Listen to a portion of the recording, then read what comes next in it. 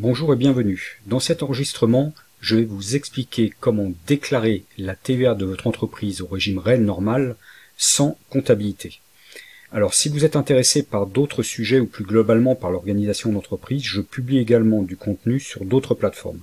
Le meilleur moyen d'être informé de toutes ces publications est de vous inscrire dans mes contacts privilégiés à ma lettre privée confidentielle.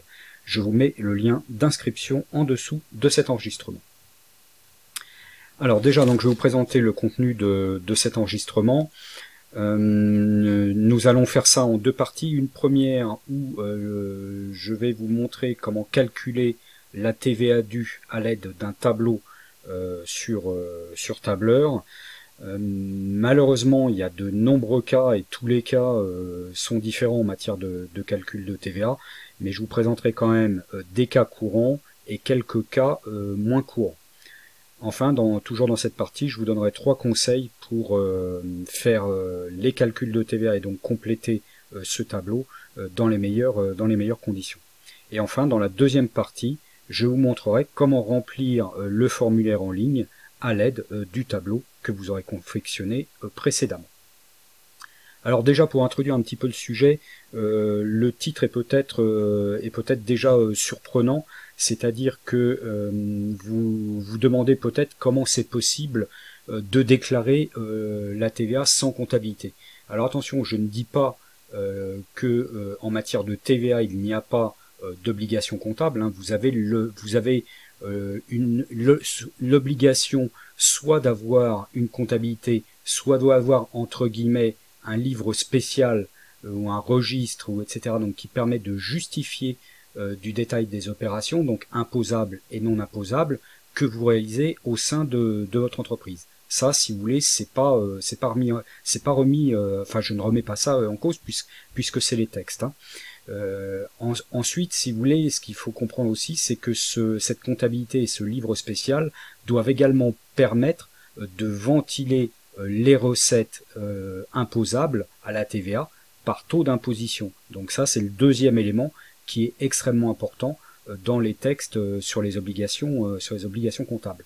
Mais cela étant, on ne vous impose pas de faire votre déclaration, et fort heureusement d'ailleurs, on ne vous impose pas de faire votre déclaration de TVA à partir de votre comptabilité, ou de votre livre spécial, ou de votre registre. C'est certain que c'est mieux de le faire à partir de votre comptabilité ou à partir de votre livre ou registre, mais si pour X ou Y raison, vous ne pouvez pas parce que vous n'avez pas encore fini la mise à jour de votre comptabilité ou la mise à jour de votre livre ou de votre registre, vous devez malgré tout pouvoir produire votre déclaration de TVA dans les délais impartis. Et à partir de ce moment-là, où vous avez cette obligation-là, vous pouvez tout à fait faire votre déclaration qu'on appelle entre guillemets de manière extra-comptable, donc sans votre comptabilité. Par contre, ça n'empêche pas qu'à partir du moment où vous le faites de façon extra-comptable, il faut quand même malgré tout avoir un détail des sommes que vous retenez, et c'est là où le tableau donc que je vais vous présenter a un intérêt. Alors ce tableau, c'est un tableau, je vais vous le présenter immédiatement. C'est un tableau donc qui est fait sur le tableur LibreOffice Calc, mais il est au format ODS, pardon. Vous pourrez le récupérer sur votre tableur préféré ou sur Microsoft Office. Il n'y a pas de souci. Alors l'utilité évidemment de ce tableau-là, c'est de bien garder le détail de toutes les sommes que vous mentionnez dans la déclaration de TVA. Donc là, je vais vous présenter le tableau que j'ai réalisé avec deux exemples. Donc il y a ici un exemple avec de la TVA sur les débits. J'ai ici un autre exemple avec de la TVA sur les encaissements. Et je vous ai mis des modèles vierges pour la TVA sur les débits et un autre pour la TVA sur les encaissements. Alors ce qu'il faut comprendre ici au niveau de ces tableaux, c'est que vous n'avez qu'à remplir alors je vais agrandir peut-être la fenêtre par contre pour voir un petit peu plus le détail du tableau, et je vais vous expliquer déjà ce premier tableau. Donc ce qu'il faut comprendre sur le tableau, c'est que seules les parties grisées sont à sont à remplir, hein. Toutes les parties calcul que vous avez ici là sur la droite qui sont uniquement faites pour ventiler le hors-taxe et la TVA par taux de taxe, c'est calculé automatiquement à partir des informations qui sont rentrées dans les champs grisés. Donc on a déjà ce champ-là pour la partie TVA collectée, donc sur les débits ou la facturation, si vous préférez utiliser le terme facturation. En tout cas, c'est le régime qui s'applique aux entreprises qui font de la livraison de biens. Et vous avez, à contrario, le régime ici sur les encaissements qui s'applique aux entreprises qui font de la prestation de service. Donc là, c'est pareil, il y a ici cette zone grisée à remplir et tous les calculs se font ensuite automatiquement en dessous. Donc je vais revenir sur le premier tableau pour vous montrer toutes les zones grisées que vous avez à remplir. Donc là on a une zone ici pour la TVA déductible sur les immobilisations. On a également une zone pour la TVA déductible sur les autres biens et services. Et également une zone, alors je vous ai mis une zone un petit peu, quand je parlais tout à l'heure des cas un petit peu moins courants, c'est notamment celui-ci, hein, l'auto-liquidation de la TVA sur achat. Donc c'est un cas que vous pouvez rencontrer, mais c'est quand même plus particulier. Donc j'ai prévu ici ce cas, donc vous pouvez utiliser en fait en remplissant la zone grisée. Et enfin un autre cas aussi un petit peu particulier, qui est le cas où vous auriez un report de crédit de TVA au titre du trimestre précédent. Donc là j'ai inséré, vous voyez ici la zone grisée là. Donc voilà, le principe dans ce tableau est de remplir les zones grisées pour avoir les éléments de votre déclaration de TVA.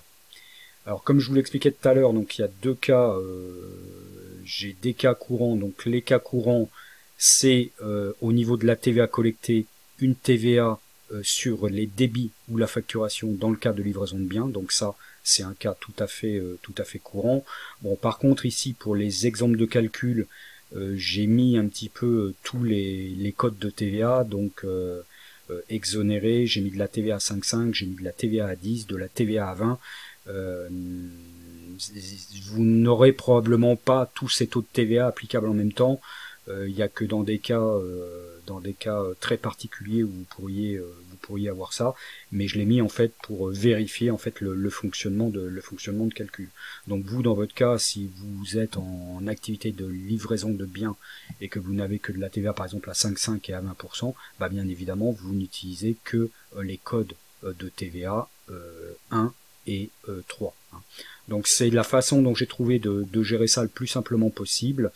C'est donc pour la TVA sur les débits donc ou la facturation, c'est d'indiquer ici. Alors là oui, je me suis placé également dans un cas où on est en TVA trimestrielle, hein, donc vous voyez là j'ai fait la TVA, je vous ai mis un exemple pour le premier trimestre 2020, et donc là dans le détail des lignes, j'ai mis quelques factures pour le mois de janvier, j'ai mis quelques factures pour le mois de février, également quelques factures pour le mois de mars.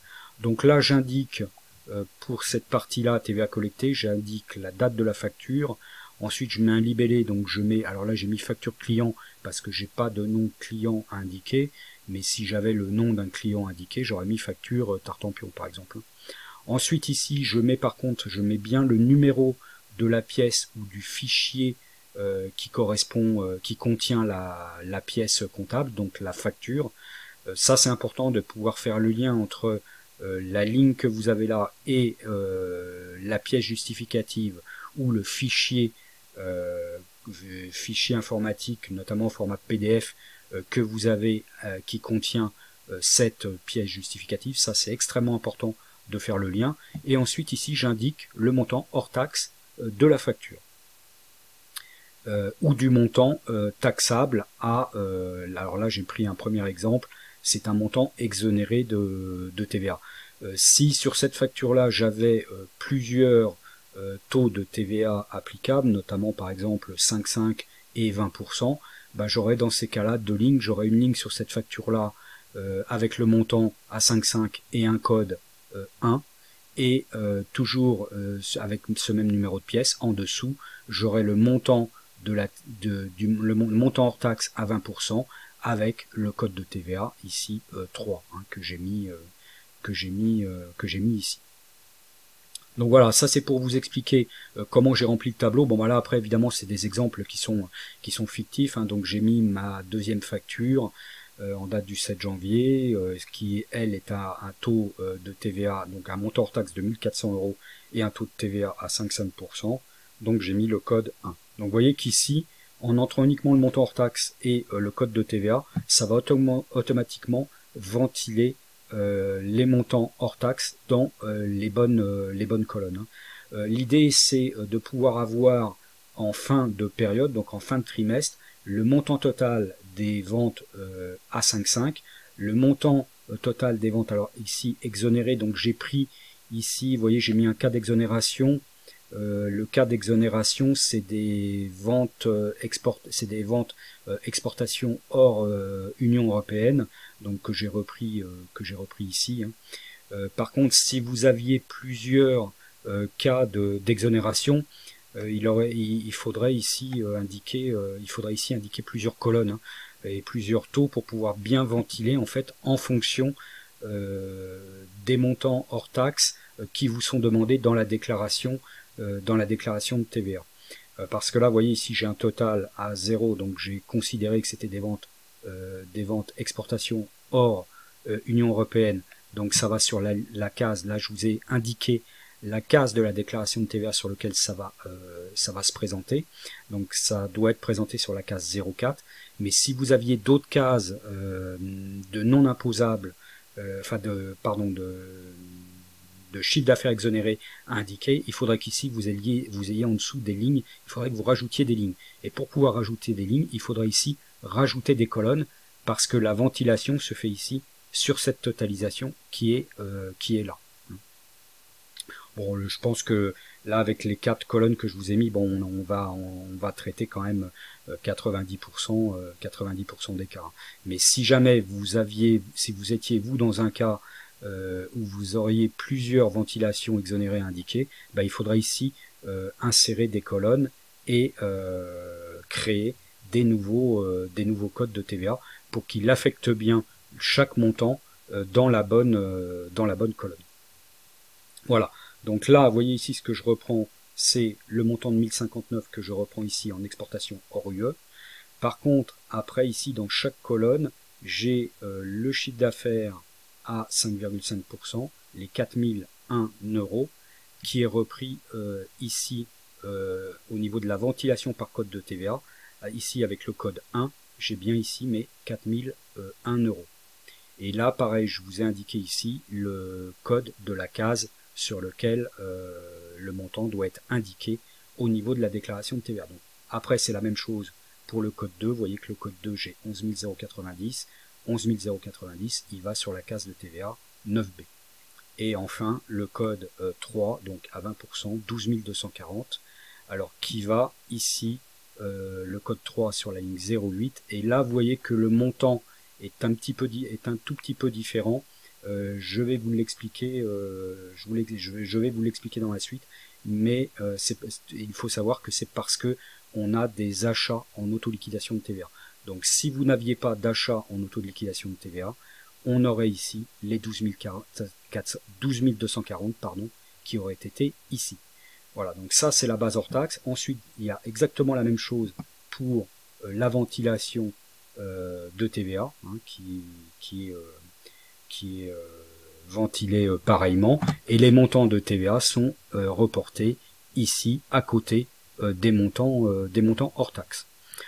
Par contre, ce que vous aurez à saisir au niveau du chiffre d'affaires sur la déclaration de TVA, c'est bien les montants hors taxe. Les montants de TVA seront indiqués automatiquement par le site, par le calcul en fait du site impotgouv.fr. Bon, par contre, moi je les ai indiqués ici, les montants de TVA, pour bien déjà précalculer le montant de la TVA collectée.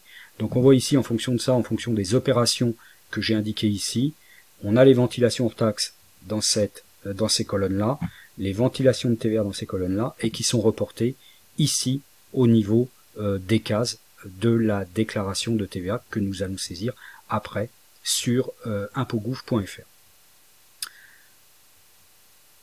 Et donc là, on a également les montants de TVA et les calculs, donc tout est calculé ici automatiquement. Donc le montant de la TVA par rapport aux factures que j'ai rentrées ici donne un montant de TVA collecté brut dû de 3832 euros. Ensuite, donc voilà pour la partie calcul donc de TVA collectée. Ensuite, pour la partie TVA déductible, alors c'est exactement le même principe. On va indiquer ici, dans la rubrique immobilisation, les factures d'immobilisation que l'on a eu sur la période, donc pareil avec la date, le libellé. Alors là par contre, c'est le libellé, c'est facture fournisseur. Donc là, si j'avais eu un nom de fournisseur, j'aurais mis le nom de fournisseur.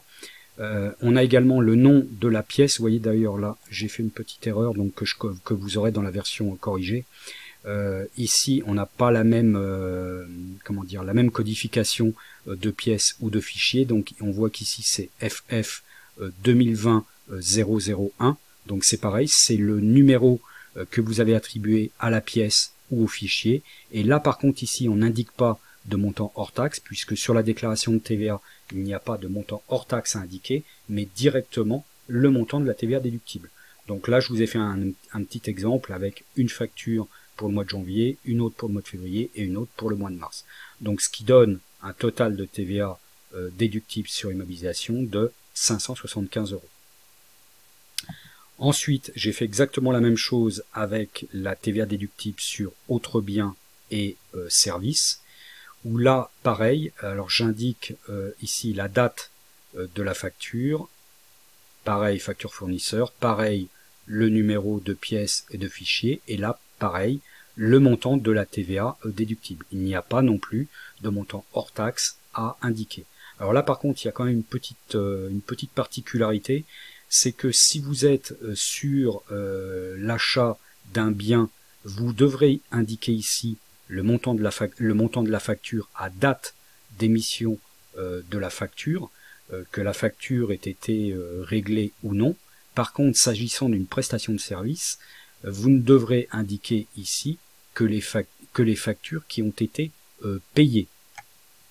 C'est un petit peu le corollaire de ce que l'on a ici en TVA sur le chiffre d'affaires. Vous voyez, TVA sur la facturation. Si vous vendez des biens, la TVA est exigible dès la facturation, donc ce qui sera exactement identique en matière de récupération de TVA ici.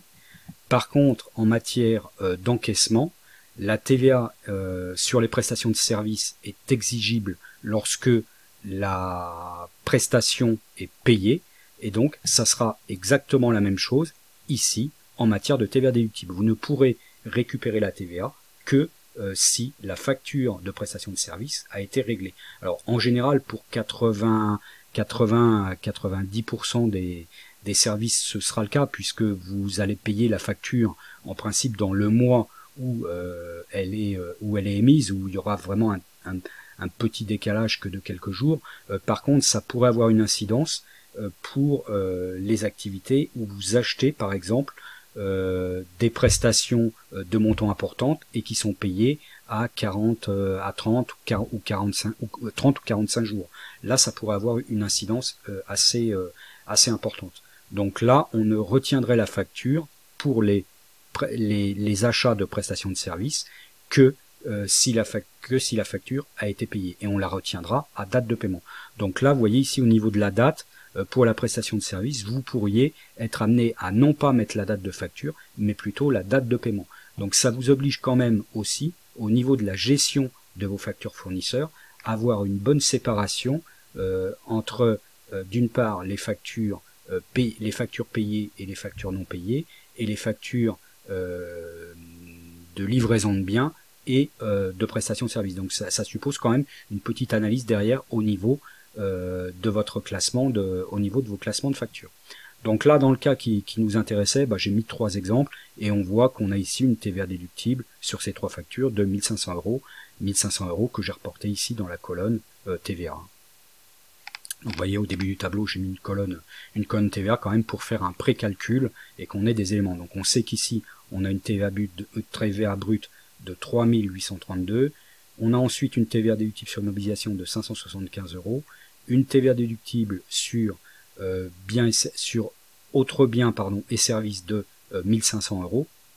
Et on a, alors là je vous ai présenté aussi un cas particulier, donc c'est pareil, il n'y a à remplir que la partie grisée, mais c'est le cas où vous auriez à auto-liquider de la TVA sur les achats. Alors ça peut arriver, je pense notamment au secteur du BTP, en cas de sous-traitance. Je pense également à certains cas de transport, de transporteurs qui vont vous fournir des factures avec la TVA à auto-liquider chez vous. Donc on pourrait, dans votre entreprise, pardon. Donc on peut avoir ce cas-là. Donc là je vous ai mis 3 exemples. Hein, c'est pareil, c'est des exemples fictifs avec des dates, avec des numéros de pièces et des montants fictifs. Bon là par contre pour le coup j'ai mis qu'un code de TVA à 3 parce qu'en général c'est de la TVA en cas d'auto-liquidation, c'est en général de la TVA à 20%. Donc voilà, là mais par contre j'ai laissé la possibilité ici de ventiler par taux de TVA si jamais vous aviez d'autres taux de TVA ici à indiquer. Donc là par contre on ventile bien les montants hors taxe et on calcule bien par ailleurs de la TVA. C'est le même principe que la TVA ici sur la facturation. C'est le même principe de calcul. Donc ce montant-là hors taxe le total hors taxe ventilé est indiqué ici. On doit le reporter sur une ligne spécifique de la déclaration de TVA qui est la ligne 02, donc je vous ferai voir cela tout à l'heure. Et on a également les 45,19 de TVA qui sont portés à la fois en TVA collectée au titre de l'auto-liquidation et ici en TVA déductible à la ligne 20, la case 20, la même case que la TVA sur autres biens et services. Donc là, moi ici, dans le cadre de cet exemple-là, je reporterai sur la case 20 de la déclaration de TVA, non pas 1500 €, mais la somme des deux cases, donc 1545 €. J'ai pas trouvé de moyen de le présenter plus simplement, donc je l'ai indiqué ici détaillé. Donc je vous ai mis aussi là un exemple de report de crédit de TVA du mois précédent. Bon, j'ai pris un exemple fictif de 150 €, et compte tenu de ça, on voit qu'on a 575 de TVA sur immobilisation, on a 1500 € de TVA déductible sur autres biens et services, 45 € de TVA déductible sur auto-liquidation et 150 € de report de crédit de TVA. Donc ça fait une TVA déductible de 2270 €. Nous avions en TVA collectée sur le chiffre d'affaires facturé 3832, donc la différence des deux vous donne un montant de TVA à payer de 1562 €. Donc voyez bien que en remplissant ce tableau-là, uniquement les zones grisées, vous allez avoir ici le détail de toutes les sommes apportées sur votre déclaration de TVA. Donc voilà le premier exemple que je vous ai fait qui concerne la TVA collectée sur les débits ou la facturation. Maintenant nous allons voir le deuxième exemple que je vous ai préparé qui est par contre lui pour le coup au niveau de la TVA collectée sur les encaissements, donc dans le cadre de prestations de services. Alors là j'ai modifié un tout petit peu le détail du cadre gris parce que là on ne peut plus indiquer le montant hors taxe parce que on va aller prendre en général les encaissements d'après le suivi de sa trésorerie, donc d'après une consultation de banque internet ou un relevé papier, et il va falloir ici que l'on ventile ces encaissements en fonction donc déjà d'une part de la date. Alors là bon vous voyez j'ai tout mis sur le même mois. Bon ça j'aurais pu le ventiler hein, sur le mois de janvier, février, mars, mais bon ça n'a pas non plus un intérêt fondamental. Donc j'ai mis des dates. Donc ça c'est les dates des encaissements, c'est pas les dates de facturation. J'ai mis ici un libellé donc Bon, là, j'ai considéré que tous les clients payaient par virement. Vous, dans votre cas, ça ne sera certainement pas le cas. Il faudra indiquer ici les différents moyens de paiement, donc virement, carte bancaire, remise de chèque, etc. Et là, par contre, ici, j'ai mis pareil, j'ai mis client parce que j'ai pas de nom de client indiqué, mais si j'avais un nom de client indiqué, je mettrais ici virement Tartampion, par exemple. Idem, alors par contre, au niveau du numéro de pièce et du numéro de fichier, j'indique aussi le numéro de la facture client ou du fichier auquel se rapporte le paiement. Donc ça permet d'avoir ici un détail en fait des règlements par facture.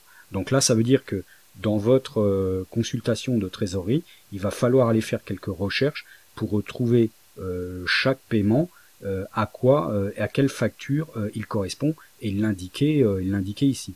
Donc là par contre j'indique des montants TTC parce que ce qui vous est réglé c'est un montant TTC et non un montant hors taxe. Donc les modes de calcul sont ici un tout petit peu différents ici dans les colonnes. Bon, je vous ai changé les formules de calcul pour que vous n'ayez pas de difficulté avec ça, mais c'est sinon exactement le même principe que le tableau précédent, mis à part que le montant est TTC et on lui indique ici un code de TVA. Donc pareil, là je vous ai mis pour l'exemple tous les codes, tout en sachant que en encaissement, bien souvent vous aurez de l'exonéré. Alors là vous voyez le cas d'exonération. Bon, le cas d'exonération ici j'ai pris un autre cas, j'ai pas pris le cas d'exportation au UE puisque ça ne peut pas être le cas dans le cadre de la prestation de la TVA collectée sur les encaissements. Donc j'ai indiqué ici un cas alors que vous pouvez rencontrer aussi si vous êtes sous-traitant dans le BTP, que vous vendez à des donneurs d'ordre. Donc c'est l'auto-liquidation, mais l'auto-liquidation dans l'autre sens. Ce que vous aviez tout à l'heure en tant que fournisseur, vous le pratiquez ici à votre client. Donc c'est le cas où vous êtes vous-même sous-traitant d'un donneur d'ordre et qu'il y a une auto-liquidation de pratiquer sur vos factures. Donc dans ces cas-là, vous ne facturez pas de TVA, vous pouvez lui appliquer le code 0 avec un taux de TVA de 0%, et dans ces cas-là, l'opération devra apparaître à cette case-là de la déclaration de TVA, donc à la case 0,5. Bon, par contre, après pareil, pour le calcul, j'ai laissé 5, 5, 10 et 20, mais en général, vous aurez plus des cas de 10 et 20%, surtout 20% de TVA. Mais sinon, c'est exactement le même principe.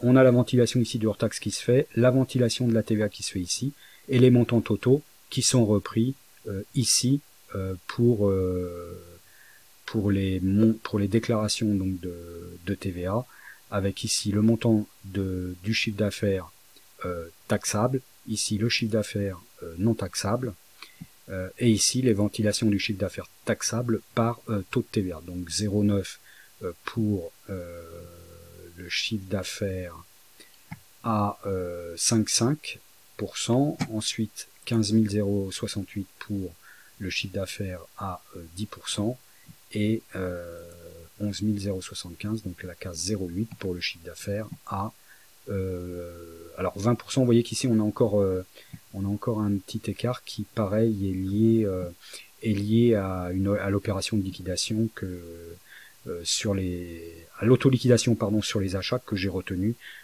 identiquement au cas précédent.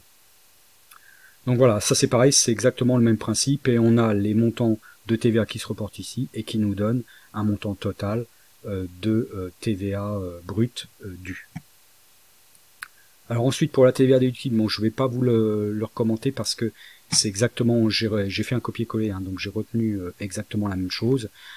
Donc là je vais pas vous faire de commentaires supplémentaires. Par contre ça change ici un petit peu le montant de la TVA à payer, puisque j'ai un montant de TVA brut dû collecté qui est un petit peu différent. Mais sinon tout le reste c'est identique. Donc voilà les commentaires que je voulais vous faire au niveau des tableaux. Maintenant, par rapport à ça, j'ai 3 conseils à vous donner, donc dont certains que j'ai déjà évoqués. Alors le premier conseil, c'est de créer en fait ici des codes de TVA en fonction des cases que vous avez à remplir sur la déclaration de TVA. Donc ça, je vous l'ai déjà expliqué tout à l'heure avec comment dire, les opérations exonérées. Si vous aviez plusieurs cas d'exonération, bah, on aurait créé ici plusieurs codes de TVA. Donc ça, alors par contre, faites attention, ça va aussi déboucher sur le deuxième conseil que je voulais vous donner.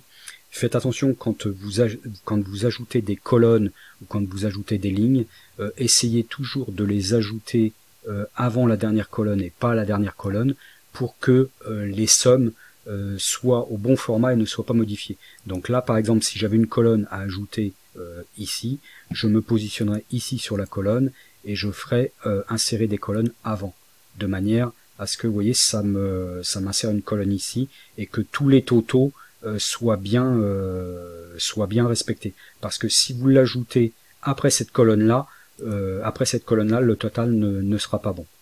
Donc ça, je vais annuler la modification. Et c'est exactement la même chose pour les lignes. C'est exactement la même chose pour les lignes. Il faut toujours ajouter les lignes avant la dernière. Donc par exemple ici, si j'avais besoin d'ajouter des lignes, j'ajouterai les lignes ici en faisant insérer les lignes au-dessus.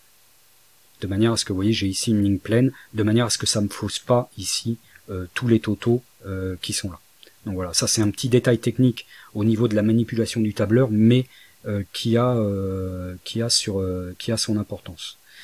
Et le troisième point que je voulais évoquer, mais ça bon, je vous l'ai déjà dit au niveau du texte, hein, enfin au niveau du commentaire de la TVA déductible sur les autres biens et services, c'est ici de bien faire attention à prendre les factures à date d'émission pour les autres biens et les factures à date de paiement pour les services.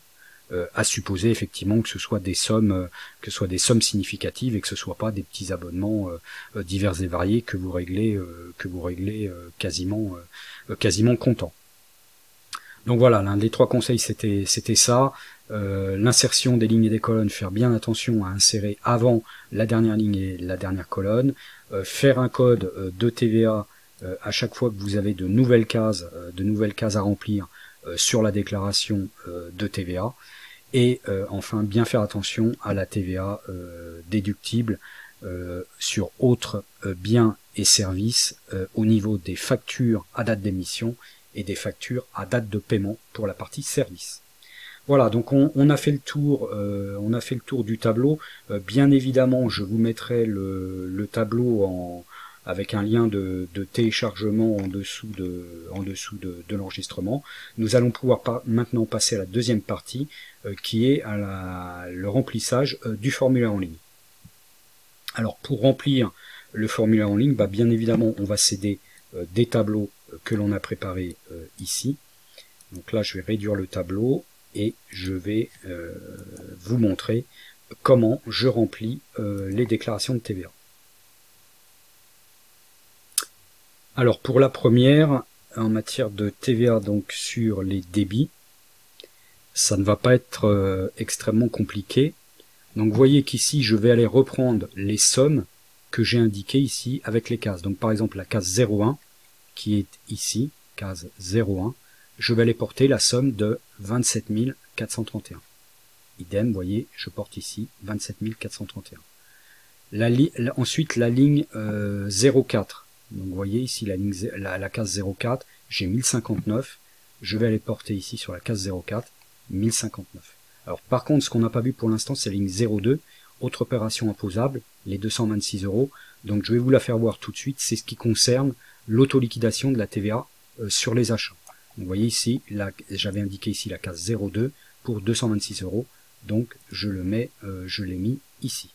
Voilà, donc là on a déclaré toutes les montants des opérations réalisées. Alors ce que je vous disais tout à l'heure, hein, de rajouter des codes de TVA, c'est dans le cas où par exemple vous auriez par exemple des achats de prestations de services intracommunautaires par exemple. Si vous aviez ce cas-là, alors là par contre pour le coup ça serait pas ici dans les codes de TVA collectés qu'il faudrait le rajouter, mais ça serait ici en dessous de l'auto-liquidation sur achat. Vous voyez, par exemple, j'insérerai ici des lignes et je copierai la partie qui est auto-liquidation de TVA sur les achats de manière à indiquer ces montants à cet endroit-là. Alors ensuite, je vais réduire la fenêtre. Vous pourriez aussi avoir des acquisitions intracommunautaires. Alors les acquisitions intracommunautaires, ça serait exactement comme auto-liquidation sur achat. Il faudra ici insérer un nouveau bloc qui corresponde à ça. Ensuite, achat de biens ou prestations de services réalisés auprès d'un assujetti non établi en France. Oui, ça pourrait également arriver. Donc c'est pareil, ça serait un rajout ici en dessous de auto-liquidation sur achat. Donc un rajout d'un bloc identique à celui-ci. Par contre, ici dans les opérations non imposables, vous pourriez par exemple, là on a vu le cas des exportations hors UE, donc la ligne 04, mais vous pourriez aussi avoir par exemple des livraisons intracommunautaires en vente B2B, donc la case 06. Dans ces cas-là, par contre, ce qu'il faudrait, c'est rajouter un nouveau code de TVA pour pouvoir affecter le chiffre d'affaires de cette activité-là à ce code-là. Donc là, vous pourriez par exemple ici insérer un nouveau code et puis décaler tous les autres codes. Qu'est-ce qu'on pourrait avoir d'autre aussi? A priori, je pense que c'est tout au niveau de... Parce qu'après, c'est des cas vraiment particuliers que vous allez pas rencontrer. Donc voilà, on a rempli déjà la partie montant des opérations imposables donc avec ce cadre-là. On va poursuivre maintenant sur le décompte de la TVA payée, donc qui est toujours dans ce cadre-là. Vous voyez qu'ici, la case 9, les 4001 hors taxe, je les ai indiqués ici, 4001 hors taxe, et automatiquement, le site de l'administration fiscale a calculé les 220 qui correspondent au montant de la TVA. Donc ensuite, idem pour la case 9B, les 11 190, je l'indique ici, et le calcul de la TVA est fait automatiquement. Ensuite, la case 8 que j'ai ici, les 12 466, sont indiqués ici, et automatiquement, le montant de la TVA à 20% est ici calculé. Automatiquement également, il calcule le total de la TVA brute due, 3832, et mon calcul ici dans le tableau me permet de vérifier qu'il n'y a pas d'erreur de fait. Donc ça me permet ici de contrôler qu'il n'y a pas eu d'erreur à la saisie dans les montants hors taxe. Ensuite, donc là on a vu la partie décompte donc de TVA brute. Ensuite, il y a le montant de la TVA déductible, les montants de TVA déductible à renseigner. Donc pour la TVA déductible, on va se rendre ici dans la deuxième partie du tableau, où je vais aller indiquer tout simplement les montants que j'ai portés ici, case 19 575, donc je le mets ici sur la case 19 575, la case 20, donc là je fais bien attention à bien prendre la somme de 1500 plus 45, puisque j'ai les deux sommes, donc ça me fait 1545 que je vais porter ici, et ensuite le montant de mon report de crédit de TVA, donc à la case 22 que je vais porter ici. Donc automatiquement le total de TVA déductible est calculé ici, ça fait bien 2270. Je vérifie ensuite par rapport à mon tableau, j'avais bien 2270, donc c'est bon. Et ensuite, je vais aller vérifier automatiquement le site de l'administration fiscale indique aussi le montant de la TVA nette due et le montant de la TVA payée. Et je vérifie que sur mon tableau, j'ai bien le même montant. Donc, je suis certain que je n'ai pas fait d'erreur de saisie sur le compte impôt-gouv de ma société. Donc oui, je vous ai pas dit qu'effectivement, ce formulaire-là est à aller saisir dans votre compte fiscal professionnel pour la société ou l'entreprise et à la rubrique déclarer TVA. Donc voilà, ensuite, une fois que vous avez fait ça, que vous aviez vérifié ça, il vous reste plus qu'à valider le formulaire que vous avez saisi à l'écran, l'imprimer à l'écran, signer et envoyer la déclaration, ne pas oublier non plus de saisir, de télécharger l'accusé de réception signé, donc qui sera disponible à ce moment-là, et enfin payer la déclaration de TVA par le compte bancaire que vous avez inscrit au niveau du télépaiement de votre compte fiscal professionnel. Donc voilà pour la déclaration de TVA, l'exemple donc de saisie de déclaration de TVA collectée sur les débits. On va voir rapidement celle sur les encaissements, mais c'est exactement le même principe. Donc je vais juste vous faire voir le montant, je vais juste vous faire voir les montants qui concernent les encaissements.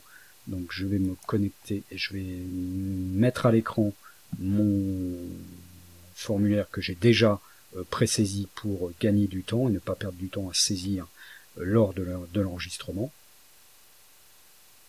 Donc là, vous voyez que c'est exactement le même principe. Je vais porter ici dans ma case 01 les 30 634 que j'ai ici, 30 634. Pareil pour la ligne 02, ici vous voyez que je n'ai pas de ligne 02, mais c'est le montant qui est à déclarer ici au niveau de l'auto-liquidation sur les achats. Donc j'ai bien ici 226 € que j'indique ici sur la ligne 02. Ensuite, toujours pour la partie TVA collectée, donc j'ai des opérations non imposables à déclarer sur la ligne 0, sur la case 05 pour 830 €. Donc je me positionne ici donc sur la case 05 et je vais saisir ici mes 830 €. Et enfin, le montant de la TVA à payer, le décompte de la TVA à payer, donc c'est exactement le même principe. Je reprends le montant que j'ai ici à porter sur la case 9, que je vais indiquer ici, donc 4 716 € sur la case 9.